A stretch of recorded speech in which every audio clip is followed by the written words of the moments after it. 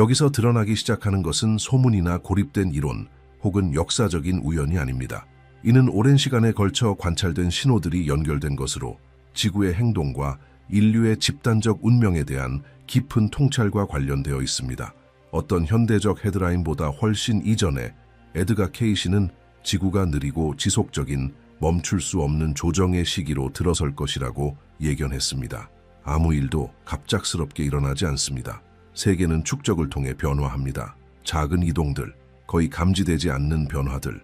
하지만 이런 움직임들이 합쳐지면 바다와 대륙, 그리고 특정 핵심 지역들의 영적인 역할이 재정이 됩니다. 이러한 통찰은 지구를 살아있는 유기체로 묘사하며 끊임없이 균형을 추구한다고 말합니다. 내부의 힘이 오랫동안 누적되면 조정은 필연이 됩니다. 거대한 지각판들이 지하에서 서로 밀어내며 무게와 긴장 에너지를 재분배합니다. 이 균형이 이동하면 가장 먼저 반응하는 것은 물입니다. 바다는 더 이상 이전의 패턴을 따르지 않습니다. 해류가 바뀌고 수위가 변하며 안정적이던 항구들에서 이상이 발생합니다. 모든 것은 단계적으로 일어나며 즉각적인 극적인 변화는 없지만 깊은 영향을 남깁니다. 이 과정 속에서 케이시는 단층선 위에 형성된 지역들이 중심적인 역할을 하게 될 것이라고 강조했습니다. 불안정한 지대 위에 놓인 섬과 군도들은 초기 징후를 가장 먼저 느끼게 됩니다. 그곳에서 나타나는 것은 갑작스러운 붕괴가 아니라 점진적인 기울어짐입니다. 예전엔 물러나던 바다가 다시 밀려오고 깊었던 곳이 얕아지기 시작합니다. 어업과 항해에 종사하는 지역 사회가 먼저 이를 감지하게 되고 이어서 해안 도시들이 마침내 전 세계가 무언가 구조적인 변화가 진행 중임을 알아차리게 됩니다. 이러한 통찰의 결정적인 지점은 물 자체가 아니라 물을 움직이는 원리에 있습니다. 대륙의 거대한 지반이 무너지기 시작하면 비록 그 속도가 느리더라도 이동된 무게는 다른 곳에서 보상되어야 합니다. 이는 물리적이자 에너지적인 법칙입니다. 지구는 균형을 잃지 않습니다. 단지 옮겨갈 뿐입니다. 어떤 지점이 가라앉으면 다른 지점이 솟구칩니다. 이 원리는 연결된 바다들을 따라 연쇄 효과를 만들어내며 처음에는 중심에서 멀리 떨어진 것처럼 보이는 지역들까지 영향을 미치게 됩니다. 케이시는 이러한 재조정이 어떤 처벌적인 의도를 가진 것이 아니라 자연스러운 필요에 의해 일어나는 것이라고 보았습니다. 하나의 주기가 끝나야 다른 주기가 시작될 수 있기 때문입니다. 이 과정을 이해하는 문명은 적응하는 경향이 있습니다.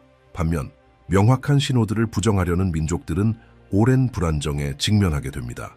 진정한 도전은 물리적인 현상 자체가 아니라 그것에 대한 인간의 반응에 있습니다. 협력할 것인가, 갈등할 것인가, 계획적으로 움직일 것인가, 충동적으로 반응할 것인가, 집단적 의식으로 나아갈 것인가, 분열로 치달을 것인가. 이러한 통찰들은 지리적 변화와 영적 변화 또한 연결되어 있음을 보여줍니다. 지구가 재조정될 때 인간의 가치관도 시험을 받습니다. 이전에는 주변부로 여겨졌던 지역들이 중심적인 위치를 차지하게 되고 한때 지배적이던 지역들은 쇠퇴하게 됩니다. 이 모든 것은 우연이 아닙니다.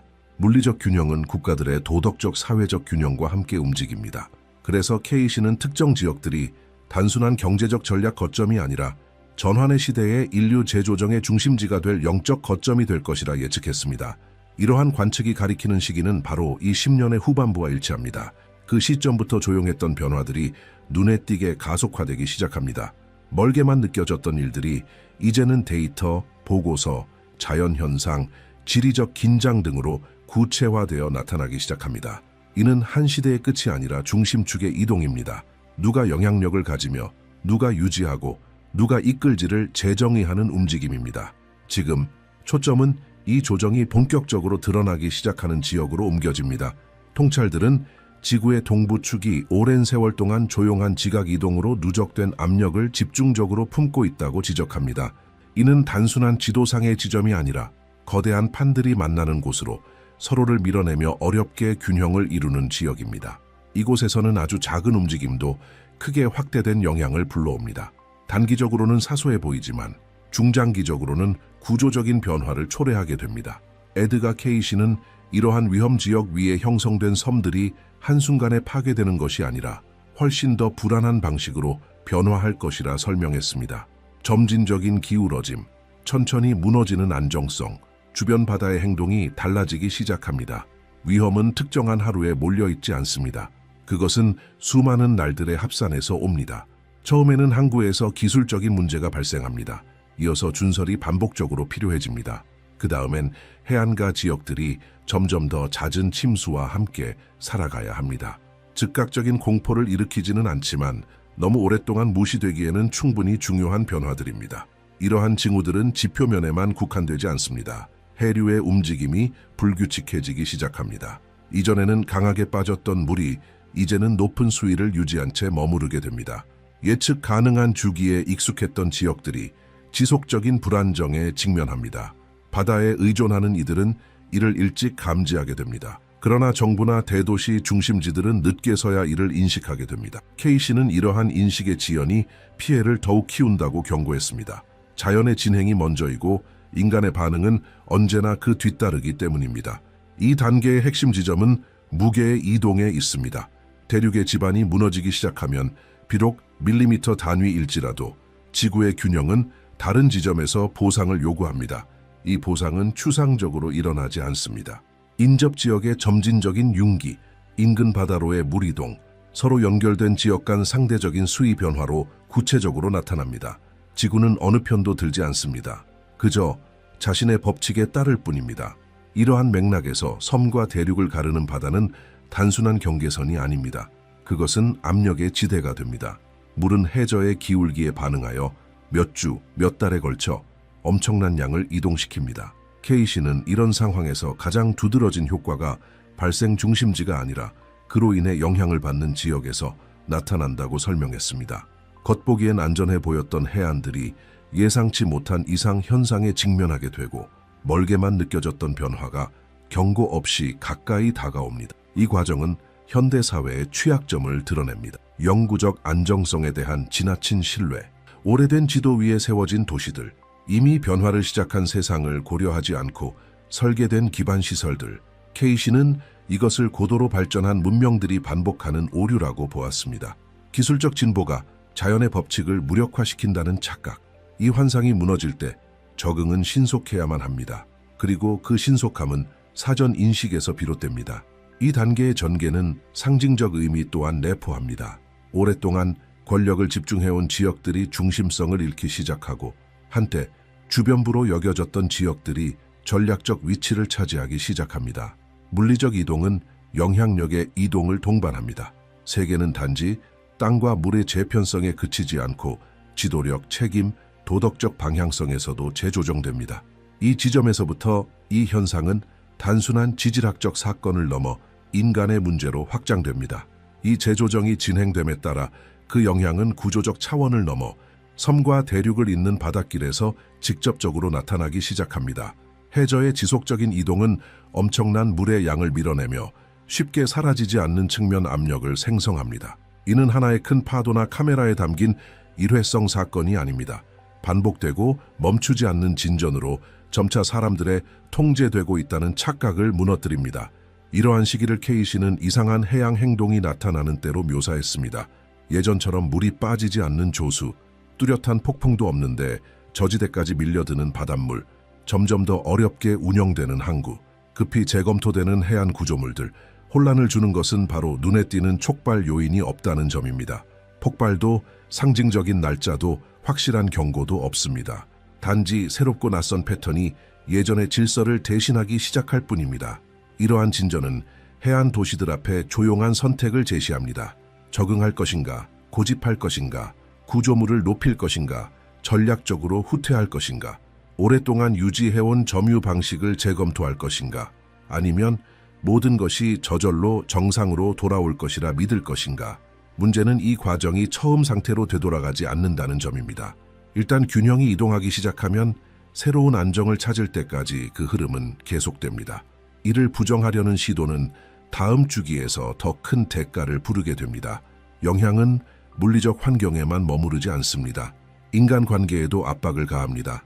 공동체는 협력하거나 공간을 두고 경쟁해야 합니다. 집단적인 결정이 개인의 이익보다 더 중요해집니다. 바로 이 지점에서 시험은 더욱 깊어집니다. 단지 바닷물이 밀려오는 것이 아니라 집단의 성격이 드러나는 것입니다.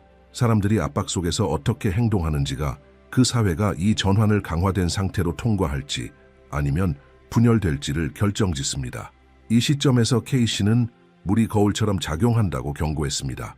협력이 있는 곳에서는 영향이 조절 가능하지만 이기심이 있는 곳에서는 변화가 더욱 거세집니다. 이는 신비한 벌이 아니라 매우 현실적인 결과입니다. 고립적으로 행동하는 이들은 지지를 잃고 조직적으로 대응하는 이들은 더 많은 시간과 적응의 여유를 얻습니다. 위기는 누구를 가려 선택하지 않지만 이미 존재하던 선택을 증폭시킵니다. 이 시기는 또한 우선순위를 재정의합니다. 축적된 재산은 이동성 앞에서 가치를 잃고 인간관계가 고정된 구조물보다 더 중요해집니다. 이 사실을 빨리 깨닫는 사람은 손실을 줄이고 늦게 깨닫는 사람은 이미 무의미해진 결정에 묶이게 됩니다. 물은 빠르게 드러냅니다. 무엇이 본질이었는지, 무엇이 안전이라는 착각 속에 감춰진 과잉이었는지를. 그 사이 이동은 조용히 계속됩니다. 밀리미터 단위로 하루하루. 이 단계에서 가장 흔한 오류는 변화가 아직 전면적이지 않기 때문에 중요하지 않을 것이라 믿는 것입니다. 이런 사고방식은 모든 역사적 대전환에서 반복되어 왔습니다. 그러다 결국 축적은 되돌릴 수 없는 지점에 도달합니다. 경고는 언제나 존재해 왔지만 단지 우선순위로 다뤄지지 않았을 뿐입니다. 특정 지역에 압력이 집중되는 동안 반대 방향에서도 느리고 거의 보이지 않는 또 다른 움직임이 나타나기 시작합니다. 한 지점에서 바닷물이 밀려오면 다른 지점에서는 반드시 물러나야 합니다. 이 단순한 원리가 지구 재조정의 모든 역학을 지탱합니다. 놀라운 것은 현상이 아니라 그것이 나타나는 장소입니다. 수세기 동안 안정적이라 여겨졌던 지역들에서 변화가 일어나며 오래된 지도와 굳어진 확신들을 뒤흔듭니다. K씨의 통찰은 이 후퇴가 극적인 장면으로 나타나지 않을 것이라 보았습니다. 공식적인 발표도 단일한 신호도 존재하지 않습니다. 먼저 모래톱이 더 자주 드러납니다. 이어서 진흙 지역이 평소보다 오래 노출됩니다.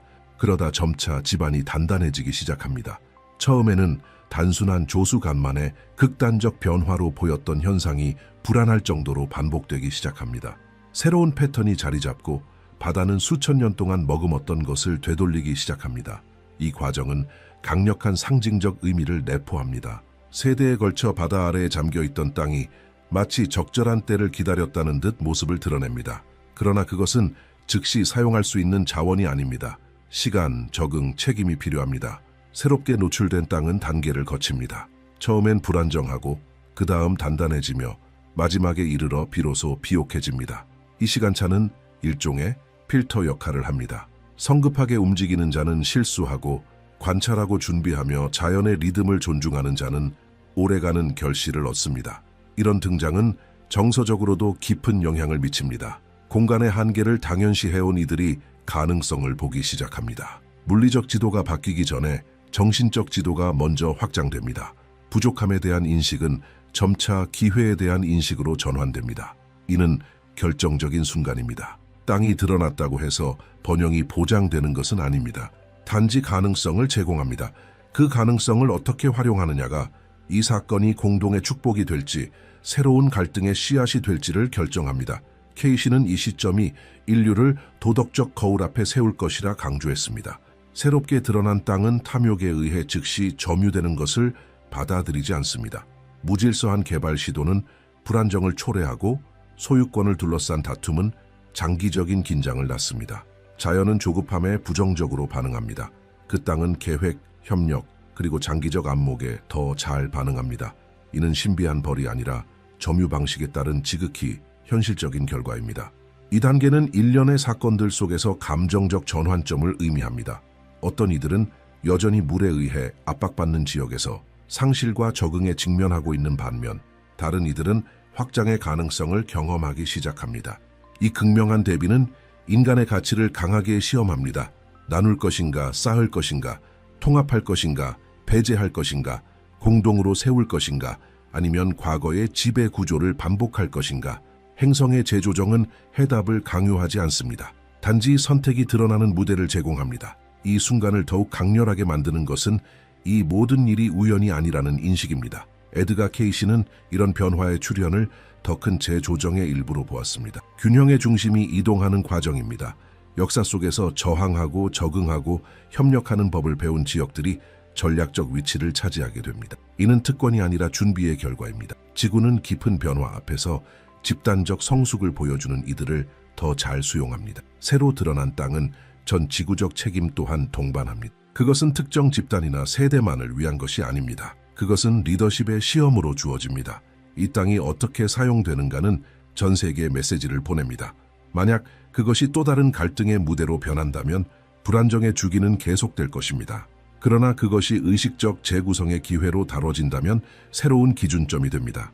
이 땅은 과거의 오류가 반복되는 것을 높은 대가 없이 허용하지 않습니다. 이 순간은 전체 과정 중 가장 섬세한 전환기를 의미합니다. 초기의 충격이 지나가고 본격적인 선택의 시간이 시작됩니다. 중립은 없습니다. 다가오는 현실을 외면하는 것은 다음 순환을 주도할 기회를 스스로 놓치는 것과 같습니다. 지구는 가능성을 제시합니다. 인류는 결과를 선택합니다. 이 선택은 단일한 행위로 이루어지지 않고 시간 속에 축적되는 작은 결정들로 구성됩니다. 매 걸음이 다음 단계의 방향을 정합니다. 새로운 지형 구성이 자리를 잡아가면서 그 영향은 단순히 물리적인 차원을 넘어 권력, 영향력, 책임의 위치를 재정의하게 됩니다. 새롭게 드러난 땅은 고립된 사건이 아닙니다. 그것은 경계를 압박하고 경로를 바꾸며 이해관계를 흔들고 잠재된 갈등을 표면으로 드러냅니다. 공간이 넓어질수록 통제하려는 욕망은 커지고 안정이 가능해 보이는 곳일수록 외부 세력은 그 한계를 시험하려 듭니다. 이 시점에서 지구의 재조정은 인류의 재조정과 마주하게 됩니다. 케이시의 통찰은 이 단계에서 과거의 권력 중심지들이 내부 긴장에 휩싸이게 될 것이라고 전했습니다. 견고해 보이던 구조가 내부에서부터 금이 가기 시작합니다. 과도하게 팽창된 경제는 피로를 겪고 권위는 조율 능력을 상실합니다. 여기서 나타나는 것은 갑작스러운 붕괴가 아니라 점진적인 분열입니다. 주변부에 있던 지역들이 목소리를 얻고 억눌려 있던 집단들이 자율성을 요구하기 시작합니다. 압력은 외부에서 오지 않습니다. 그것은 구조 내부에서 자라납니다. 이러한 패턴은 언제나 하나의 주기가 끝나갈 때 반복되어 나타납니다. 이 과정은 위험한 공백을 만들어냅니다. 중심이 약화되면 상징적 영토적 공간을 둘러싼 경쟁이 생겨납니다. 새롭게 드러난 땅은 전략적 기회로 간주되기 시작합니다. 단지 물리적 가치 때문이 아니라 그것이 미래를 의미하는 바 때문입니다. 항로의 통제, 식량 안보, 문화적 영향력, 외부에 있는 자들은 이를 주장하려 하고 인접한 이들은 그 결정의 무게를 체감합니다. 긴장은 즉각적으로 폭발하지 않지만 담론 속에서 이견 있는 협정들 속에서 조용한 움직임 속에서 축적됩니다. 케이시의 통찰은 이 단계가 드문 성숙함을 요구한다고 경고했습니다. 공격적인 점유 시도는 인간뿐만 아니라 구조적 저항에 부딪힙니다. 새롭게 형성된 토양은 인위적인 압력에 취약하게 반응합니다.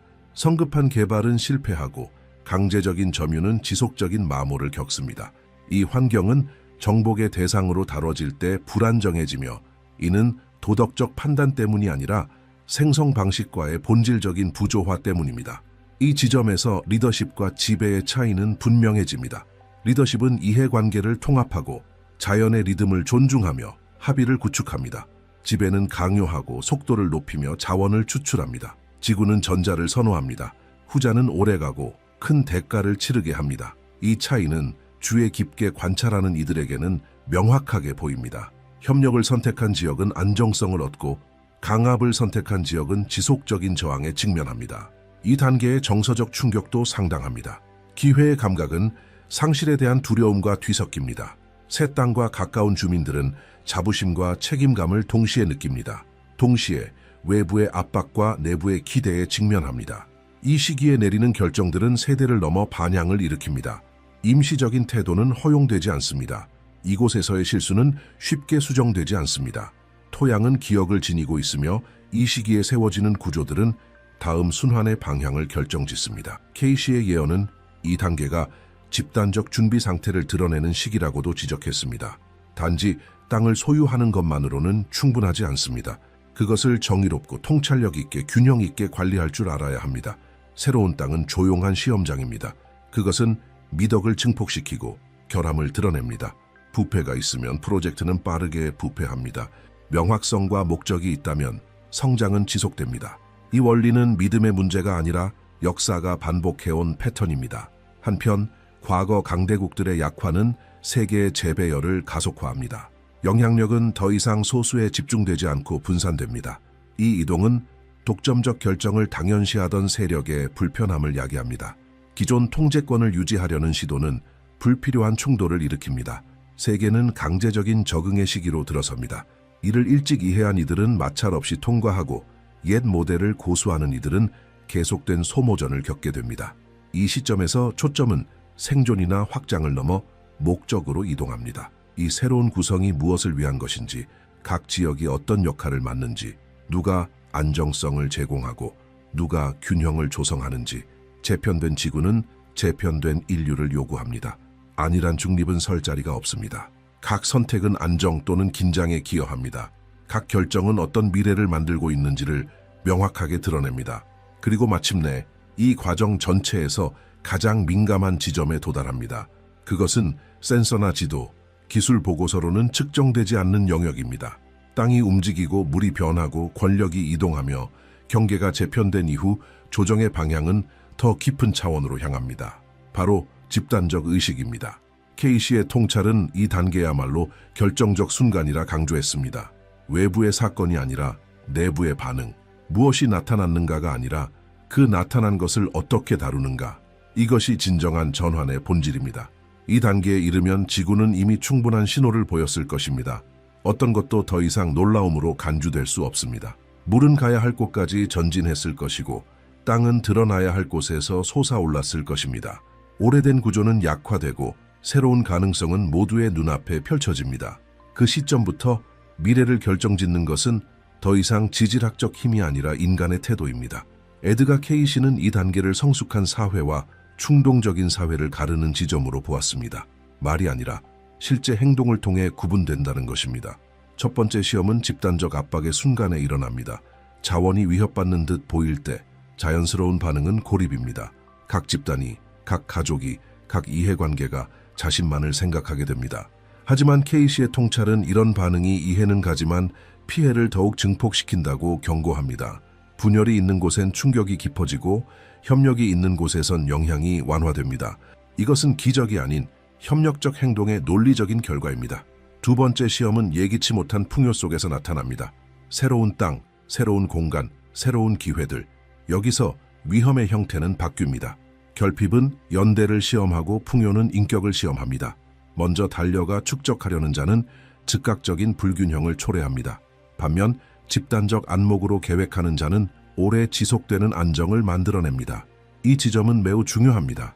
역사상 많은 실패는 위기 속에서가 아니라 그 위기를 극복한 직후에 일어났기 때문입니다. 안도의 순간이 지나치게 자신감을 부르고 그 자신감이 과거의 오류를 반복하게 만듭니다. 케이시의 통찰은 새롭게 드러난 어떤 영토도 단지 지역적 이익만을 위한 것이 아니라고 강조했습니다. 재조정의 주기 속에서 나타나는 모든 것은 더 큰 목적을 지닙니다. 그것은 기준점이자 균형의 중심이자 모델이 되어야 합니다. 어떤 지역이 이러한 역할을 자각하고 수행할 때 그 영향력은 강요 없이 퍼져나갑니다. 지배하지 않고 영감을 주며 억압하지 않고 이끌어갑니다. 이러한 리더십은 군사력이나 경제적 압박에서 비롯되지 않습니다. 도덕적 안정성과 실천적 일관성에서 비롯됩니다. 이 시점에서는 단순한 가치들이 결정적 요소로 떠오릅니다. 견고한 가족관계, 활발한 지역 공동체, 상호 도움, 정서적 명료함, 이 모든 것은 겉보기엔 크지 않아 보이지만 전환기의 사회를 지탱하는 핵심입니다. 케이시는 이런 기반을 소홀히 여긴 민족들이 유리한 조건 속에서도 내부적 취약성에 시달리게 된다고 말했습니다. 반대로 이런 유대를 지켜온 이들은 깊은 변화를 비교적 적은 충격으로 통과합니다. 최종 시험은 단 하루에 일어나지 않습니다. 그것은 수년에 걸쳐 이어지는 과정입니다. 매일의 결정이 무게를 가집니다. 정치적 선택 하나하나, 도시 계획 하나하나, 자원의 분배 방식, 타인에 대한 태도, 이 모든 것이 누적됩니다. 지구는 말없이 지켜봅니다. 말로 판단하지 않고 결과로 반응합니다. 균형이 있는 곳엔 안정이 지속되고 남용이 있는 곳엔 조정이 계속됩니다. 이 통찰들은 분명하게 말하고 있습니다. 이 과정은 끝이 아니라 새로운 시작입니다. 새로운 주기는 새로운 태도를 요구합니다. 과거의 공식을 새로운 환경에 그대로 적용하면 충돌이 발생합니다. 반면 가치를 새로운 맥락에 맞게 조율하는 것은 진보를 이끕니다. 재편된 세계는 낡은 사고방식을 받아들이지 않습니다. 이제는 더 넓어진 영향력에 상응하는 책임감이 요구됩니다. 이 지점에서 이 내용을 따라온 사람은 단순한 관찰자가 아닙니다. 살아있는 시대의 일원, 능동적인 참여자가 됩니다. 개인의 의견, 성찰, 그리고 나눔은 집단의식의 형성에 기여합니다. 이해를 공유하는 것은 이 준비의 범위를 넓히는 일입니다. 각자가 무엇을 생각하고 결정하고 전달하는지는 상상하는 것보다 훨씬 큰 영향을 줍니다. 이 시기는 침묵이나 수동성을 요구하지 않습니다. 주의 깊은 인식과 의식적인 선택을 요구합니다. 지금까지의 모든 단계는 하나의 핵심으로 모입니다. 지구가 변화하고 있습니다. 그리고 인류는 그 변화에 함께 응답해야 합니다. 땅과 물, 권력은 재편되고 있으며 그 모든 변화는 인류의 집단적 성숙도를 시험합니다. 결과는 미리 정해져 있는 운명이 아닙니다. 그것은 우리가 매일 축적하는 선택을 통해 실시간으로 형성되는 미래입니다. 이것이 이 모든 통찰이 전하려는 진짜 경고입니다. 폐쇄된 운명이 아니라 높은 기준을 요구하는 기회입니다. 만약 이 메시지가 당신 안에서 깊은 성찰을 일으켰다면 당신의 시각을 공유하는 것이 다른 이들이 보지 못한 연결을 인식하게 만드는 데 도움이 됩니다. 생각을 나누고 인식을 교류하는 것은 공동의 이해를 강화하고 지금 진행 중인 변화에 대한 준비를 넓혀줍니다. 순환은 계속 움직이고 있습니다. 차이를 만드는 것은 당신이 그것을 어떻게 건너갈지 선택하는 방식입니다. 여기까지 오셨다면 이제 곧 일어날 일을 이해할 수 있는 소수의 선택된 사람들 중 하나일지도 모릅니다. 우리는 모든 것을 바꿀 변혁의 문턱에 서 있습니다. 2026년은 이미 눈앞에 와 있으며 앞으로 일어날 일은 결코 무시할 수 없습니다. 우리가 알고 있던 시간은 더 이상 신뢰할 수 없습니다. 한때 정상처럼 보이던 것들이 이제는 왜곡되어 보입니다. 하루가 더 빠르게 지나가고 꿈들이 기이한 형태를 띠는 가속된 현실을 살고 있다고 느낀다면 그것은 우연이 아닙니다. 무언가가 준비되고 있으며 그것은 당신이 상상할 수 있는 것보다 훨씬 거대한 것입니다. 2025년 일련의 사건들이 전개되기 시작했고 우리가 지금 겪고 있는 것은 그저 시작에 불과합니다. 날이 갈수록 더 많은 징후들이 쌓이며 다가오는 거대한 전환점을 가리키고 있습니다. 많은 사람들이 느끼고 있는 현상, 즉 시간이 압축되고 있다는 감각은 전 세계적으로 일어나고 있는 에너지 변화의 직접적인 반영입니다. 이것은 단순한 인식이 아닙니다. 실제로 일어나고 있는 일입니다. 거대한 무언가가 움직이고 있으며 2026년은 우리가 진실이 드러나는 것을 보게 될 해가 될 것입니다. 수십 년 전부터 약속되었던 것이 마침내 우리의 눈앞에서 펼쳐지고 있습니다. 우리는 이미 과학이나 기존의 논리로는 설명할 수 없는 변화들을 관찰하기 시작했습니다. 2025년 과학자들은 불안한 사실을 알아차렸습니다. 원자시계로 측정한 시간 값들이 이상한 패턴을 보이기 시작한 것입니다. 가장 경험 많은 시계 장인들조차 당혹스러워하고 있습니다. 도대체 무슨 일이 일어나고 있는 걸까요? 무엇이 우리가 가진 가장 기본적인 시간 개념을 바꾸고 있는 걸까요? 사람들이 과학의 영역에서 답을 찾는 동안 그보다 더 깊은 무언가가 일어나고 있습니다. 그것은 방정식이나 공식만으로 설명될 수 없는 일입니다. 이는 현실의 구조 자체가 변화하고 있다는 신호이며 주의를 기울이고 있는 사람들은 우리가 새로운 존재 차원으로 향하는 포털을 곧 통과하게 될 것임을 깨닫기 시작할 것입니다. 지금 우리가 겪고 있는 것은 낡은 것과 새로운 것 사이, 우리가 과거에 무엇이었는지와 앞으로 무엇이 될 것인지 사이에 열린 문, 하나의 포털입니다. 이 각성의 열쇠는 이미 활성화되었습니다. 하지만 그 열쇠는 물리적인 것이 아닙니다. 그것은 우리의 의식 속에 있습니다. 우리 각자는 어떤 식으로든 무언가가 곧 바뀔 것이라는 감각을 느끼고 있습니다. 시간의 가속을 느끼는 감각은 깊은 변화의 반영입니다. 인류는 진화하라는 부름을 받고 있습니다. 각성은 이미 진행 중이며 우리의 존재에 대해 알고 있던 모든 것이 다시 질문받고 있습니다. 2025년 12월 8일 일본 아오모리에서 발생한 규모 7.5의 지진은 앞으로 몇 달 동안 점점 더 격화될 일련의 사건들의 첫 번째 신호에 불과했습니다. 그러나 많은 사람들이 알아차리지 못한 것은 그 지진이 단순한 물리적 대재앙이 아니었다는 점입니다. 그것은 우리 모두에게 영향을 미치기 시작할 거대한 에너지 변화의 시작을 알리는 사건이었습니다. 2026년에 이어서 일어날 사건들은 훨씬 더 깊고도 두려운 진실들을 드러낼 것이며 깨어있는 사람들은 그 징후를 알아볼 수 있을 것입니다. 이것은 단지 물리적 세계의 변화가 아닙니다. 우리의 의식 자체의 변화입니다. 무언가 거대한 것이 다가오고 있다는 감각은 단순한 직감이 아닙니다. 그것은 지구의 모든 구석을 건드리고 있는 보편적인 현실입니다. 당신이 느끼고 있는 이 설명할 수 없는 불안감, 시간이 빠져나가고 있다는 느낌은 우리가 인간 존재의 새로운 단계로 곧 넘어가게 될 것이라는 분명한 신호입니다.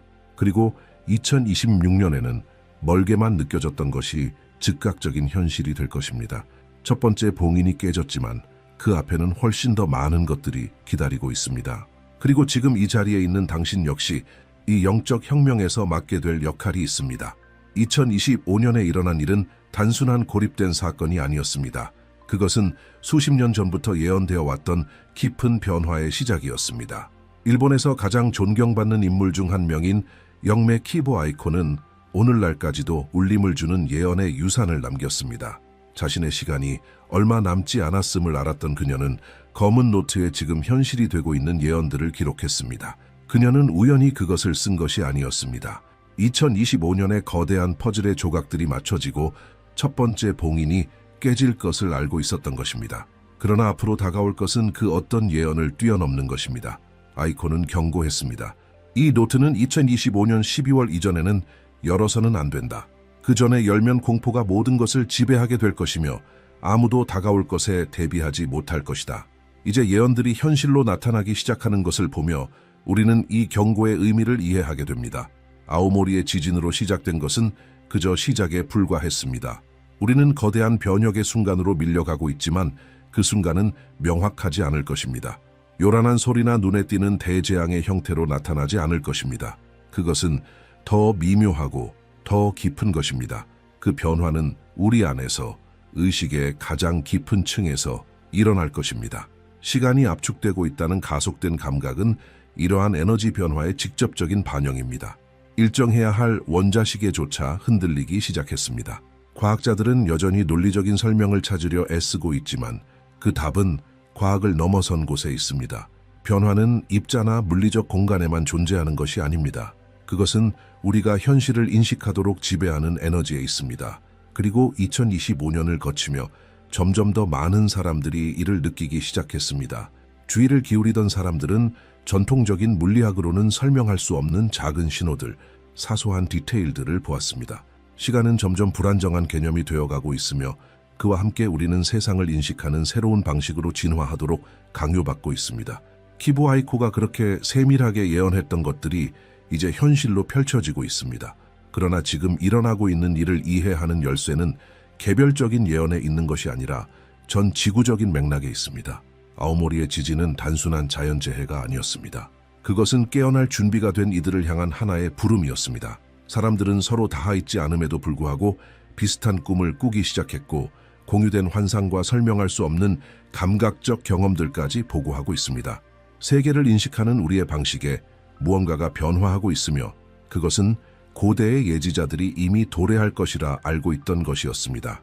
인류의 에너지 전환에 대한 아이코의 예언은 단지 물리적 사건들과만 관련된 것이 아니라 우리가 현실과 상호작용하는 방식 자체의 변화와 연결되어 있습니다. 시간, 공간, 의식, 이 모든 개념이 우리 눈앞에서 다시 쓰이고 있습니다. 2026년이 가까워질수록 이전에는 막연히 느껴지기만 했던 것들이 점점 구체적인 형태를 띠기 시작합니다. 징후들은 더 이상 미묘하지 않습니다. 이질감은 커져만 갑니다. 서로 접점이 없는 서로 다른 지역의 사람들이 거의 동시에 유사한 경험을 보고하고 있습니다. 생생하고 잊기 힘든 꿈들, 강렬한 이미지들, 그리고 무언가 전달되었다는 지속적인 감각. 이것은 집단적 상상이 아닙니다.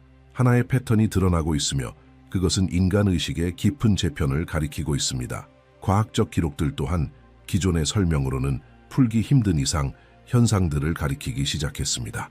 안정적이라고 여겨지던 측정값들에서의 미세한 진동과 변동들이 누적되며 지속적인 편차를 드러냅니다. 많은 전문가들에게 이러한 데이터는 여전히 통계적 잡음으로 취급됩니다. 그러나 더 넓은 흐름을 바라보는 이들에게는 무언가 근본적인 것이 재조정되고 있다는 징후입니다. 지구는 단순히 반응하고 있는 것이 아닙니다. 재정렬되고 있는 것입니다. 그리고 기반이 바뀌면 그 위에 놓인 모든 것은 적응해야 합니다. 이러한 재정렬은 물리적 영역에만 국한되지 않습니다. 그것은 감정, 심리, 그리고 영적인 영역을 관통합니다. 2026년에 접어들며 점점 더 많은 사람들이 오래된 확신들을 의문시하기 시작합니다. 이전에 중요하게 여겨지던 것들은 힘을 잃습니다. 한때 강한 반응을 불러일으키던 뉴스들은 이제 공허하게 들립니다. 반복되는 서사들은 더 이상 설득력을 갖지 못합니다. 두려움, 인위적인 긴급성, 끊임없는 주의 분산으로 작동하던 시스템들로부터 자연스러운 거리두기가 일어납니다. 이것은 반항이 아닙니다. 포화 상태입니다. 내면의 무언가가 침묵과 명확함, 그리고 의미를 요구하기 시작하는 것입니다. 이 지점에 이르러 예언은 더 이상 먼 경고가 아니라 하나의 거울이 됩니다. 바깥에서 일어나고 있는 일들은 단지 내면에서 이미 시작된 변화를 반영하고 있을 뿐입니다. 지금 우리가 겪고 있는 세상과의 단절감은 길을 잃었다는 뜻이 아닙니다. 그것은 전환의 신호입니다. 많은 사람들이 갑작스러운 욕구를 느끼고 있습니다. 과도한 정보로부터 멀어지고 자연과의 접촉을 찾고 외부의 소음을 줄이려는 충동. 이것은 유행이 아니라 정서적 생존을 위한 반응입니다. 몸은 마음보다 먼저 반응합니다. 신체는 진동의 변화를 감지하고 스스로를 조정하려 시도합니다. 공유된 꿈에 대한 보고는 더욱 강렬해지고 있습니다. 거의 동일한 이미지들이 약간의 차이만을 두고 반복적으로 나타납니다. 어두운 표면 위에 떠있는 빛, 날카롭고 맑은 소리, 보이지 않는 무언가를 통과하는 감각.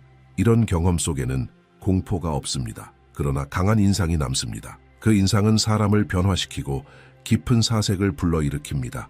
이러한 꿈을 꾸고 난 사람은 이전과는 달라진 상태로 깨어납니다. 더 이상 두려움이 아니라 예민한 주의 속에서 마치 어떤 것이 작동되었고 오랫동안 잊혀졌던 기억이 정확한 순간에 다시 활성화된 것처럼, 동시에 과거에 같은 관심사를 공유하던 사람들 사이에서 점점 더 큰 거리감이 느껴지기 시작합니다. 대화는 이전처럼 흐르지 않습니다. 가치관이 충돌합니다. 한때 조화롭게 보였던 관계가 이제는 맞지 않게 느껴집니다. 이 분리는 증오나 갈등과 함께 오는 것이 아닙니다. 그것은 조용히 자연스럽게 일어납니다. 관계는 서서히 사라지고 각자의 길이 갈라집니다. 이 안에는 승자도 패자도 없습니다. 단지 각자의 내면에서 이루어지는 선택이 있을 뿐입니다. 그것이 완전히 자각되지 않았더라도 말입니다. 바로 이 시점에서 예언 속 주파수의 분리라는 개념이 실질적인 의미를 가지게 됩니다.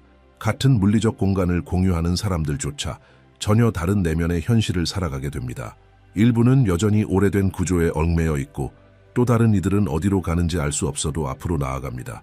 이 과정에는 우열이 없습니다. 오직 공명이 있을 뿐입니다. 각자는 자신이 들을 수 있는 부름에 반응할 뿐입니다. 2026년 이러한 차이는 점점 더 눈에 띄게 될 것입니다. 그것은 거창한 사건 때문이 아니라 일상적인 행동 속에서 드러납니다.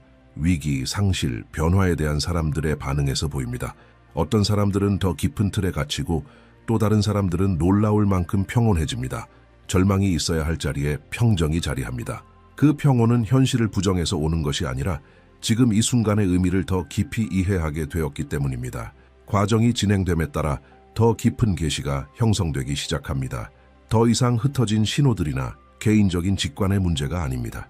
조용하고 정밀한 하나의 조직된 패턴이 모습을 드러냅니다. 오래된 예언은 특정 인물들에 대해 말하고 있었습니다. 이들은 눈에 띄는 지도자들이 아니라 활성화의 지점들이었습니다. 평범한 삶을 살고 있는 평범한 사람들이 서로 다른 지역에 흩어져 있으면서도 자신도 모르게 역할을 수행하기 시작합니다. 어떤 공식적인 발표도 준비도 없었습니다. 그 부름은 내면에서 솟아났습니다. 이 사람들은 외적인 권력의 상징을 지니지 않습니다.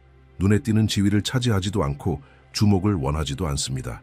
그럼에도 불구하고 그들 안에서 무언가가 달라집니다. 말하는 방식, 행동하는 방식, 반응하는 방식이 바뀝니다. 그들은 의도하지 않더라도 하나의 기준점이 됩니다. 다른 이들이 자발적으로 다가옵니다. 조언을 구하거나 위안을 받거나 단순히 곁에 있기 위해서. 그것은 훈련된 카리스마 때문이 아니라 내면의 일관성에서 나옵니다. 그들은 점점 불안정해지는 시기에 안정감을 전달합니다.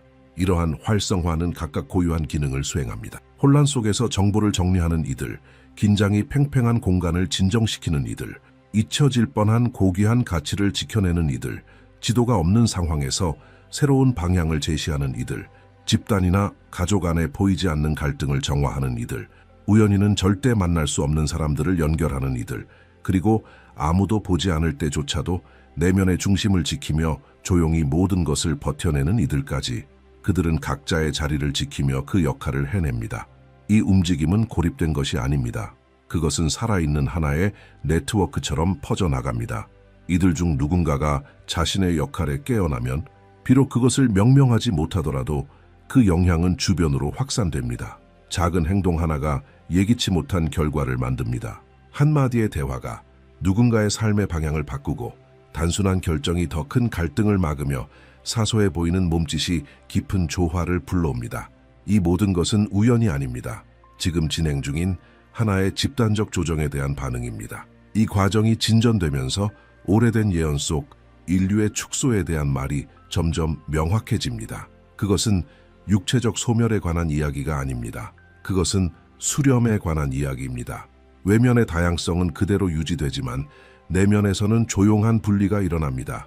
어떤 사람들은 여전히 두려움, 반복, 자동 반응 속에 갇혀 있습니다.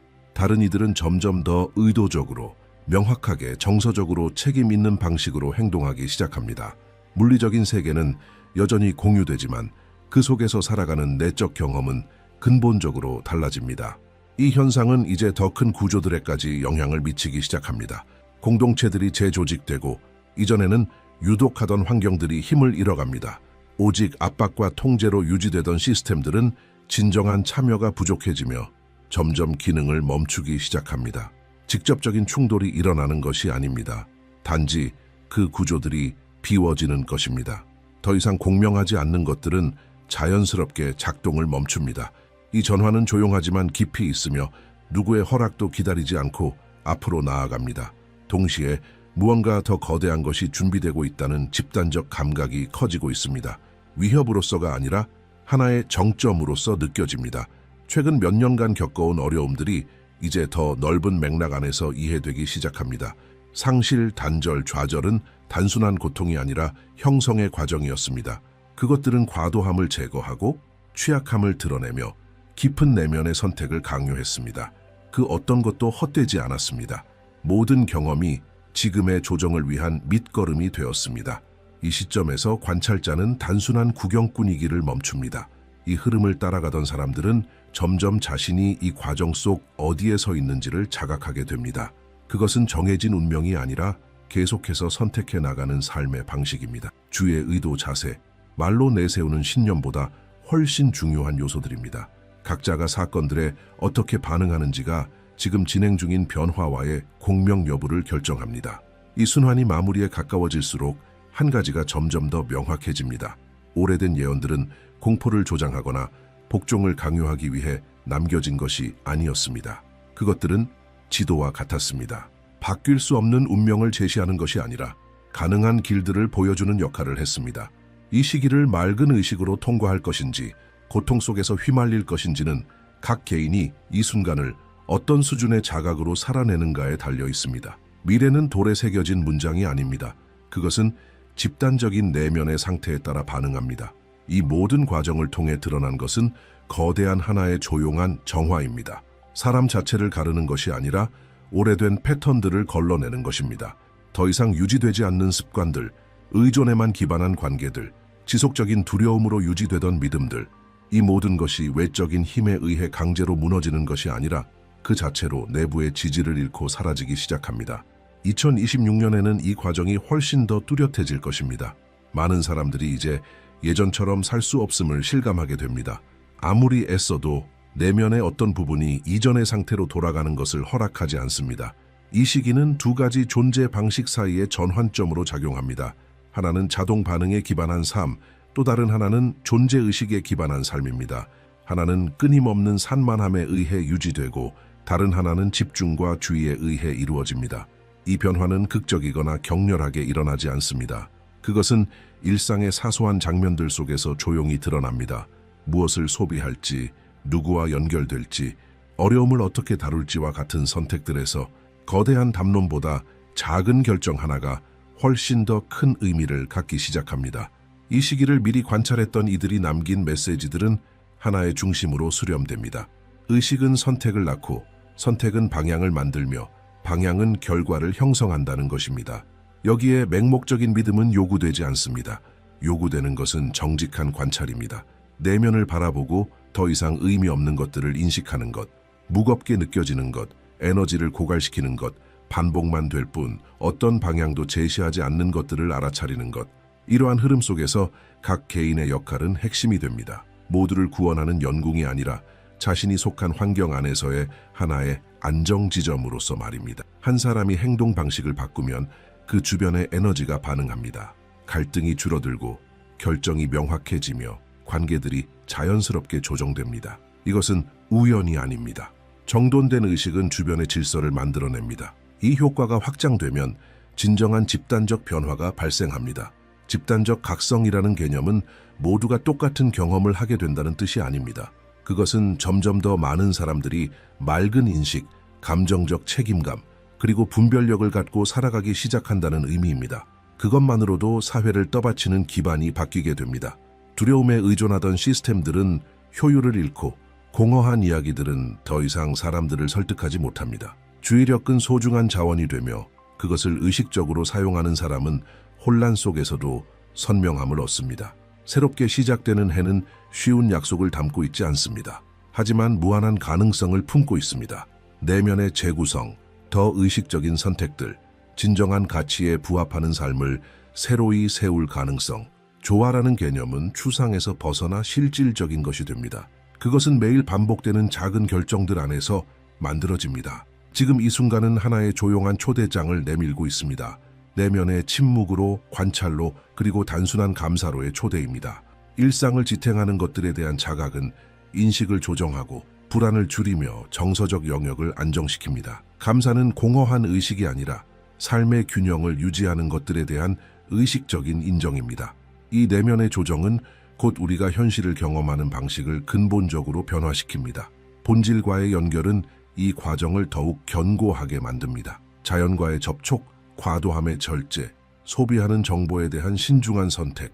이는 고립을 위한 것이 아니라 정신적 위생을 위한 것입니다. 끊임없는 소음은 인식을 약화시키고 침묵은 그것을 강화합니다. 이 내면의 공간을 지키는 법을 배운 사람은 전환의 시기를 더욱 단단히 통과할 수 있습니다. 모든 것이 지나간 후에도 남는 것은 외부 사건에 대한 기대나 거창한 신호에 대한 불안이 아닙니다. 남는 것은 진정한 변화는 내면 깊은 곳에서 조용히 그리고 지속적으로 일어난다는 자각입니다. 이 시기를 주에 깊게 통과한 사람은 더 이상 예전처럼 반응하지 않습니다. 결정 전에는 더 많은 멈춤이 있고 선택에는 더 많은 기준이 생기며 단지 주의를 분산시키는 것에는 덜 집착하게 됩니다.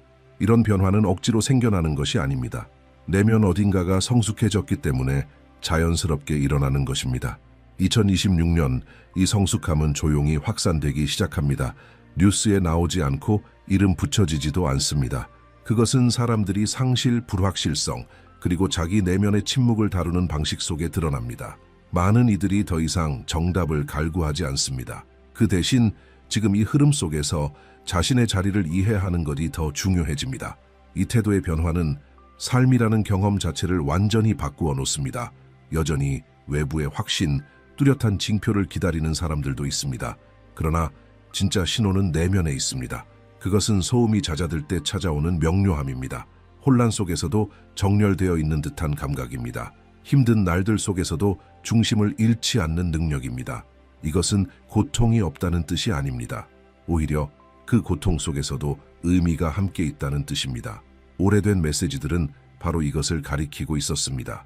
폐쇄된 운명이 아니라 공동으로 나누는 책임을 말입니다. 각 사람은 집단의 장창의 일부를 지탱하고 있습니다. 우리의 생각, 감정, 행동이 현실을 구성합니다. 이 이해가 자리를 잡으면 삶을 대하는 태도가 달라집니다. 더 이상 모든 것을 타인에게 넘길 수 없습니다. 의식은 우리에게 능동적인 참여를 요청합니다. 이 시기는 내면에 무엇을 먹이고 있는지에 대한 주의를 요구합니다. 정보, 대화, 습관, 이 모든 것이 인식을 형성합니다. 더 신중하게 선택하는 것은 회피가 아니라 분별력입니다. 과잉은 약화시키고 단순함은 강화시킵니다. 이 사실을 이해하는 사람은 전환의 시기를 더 단단하게, 덜 소모적으로 지나갑니다. 이 내용 중 무언가가 당신에게 울림을 주었다면 이 주기가 시작된 이후 내면에서 무엇이 달라졌는지를 관찰해 보는 것도 의미 있습니다. 아주 작은 변화들도 이미 분명한 신호입니다. 댓글로 당신의 인식을 나누는 일은 단순한 소통을 넘어서 의식의 교류입니다. 다른 사람들은 당신의 경험 속에서 자기 자신을 발견할 수 있습니다. 이런 나눔은 비슷한 과정을 겪고 있는 이들 사이에 보이지 않는 다리를 놓습니다. 길은 계속 열려 있습니다. 그것은 어떤 약속이 아니라 지속적인 가능성입니다. 앞으로 다가올 것은 지금 일상의 선택들, 주목받지 않는 순간들 속에서에 의해 형성됩니다. 그리고 바로 그곳에서 진짜 변화는 일어납니다.